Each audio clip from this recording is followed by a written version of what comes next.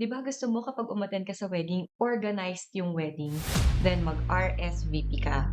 'Di ba gusto mo kapag umattend ka sa wedding, may upuan ka, pagpasok mo makikita mo yung pangalan mo dun sa seat plan, then mag-RSVP ka. 'Di ba gusto mo kapag umattend ka sa wedding, mabubusog ka, masarap yung pagkain, hindi kulang yung pagkain, then mag-RSVP ka.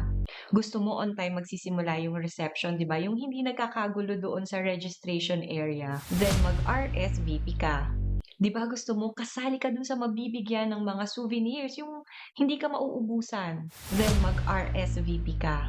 'Di ba gusto mo 'pag pumunta ka sa isang wedding, yung bang parang VIP treatment, yung wini-welcome ka, hindi yung hinaharang ka kasi wala ka raw sa listahan, then mag-RSVP ka. By the way, ang RSVP, it means mag-confirm tayo kung tayo ay makakarating o makaka-attend sa wedding o mag-decline kung hindi pala tayo makakapunta sa wedding. Again, mag-RSVP ka.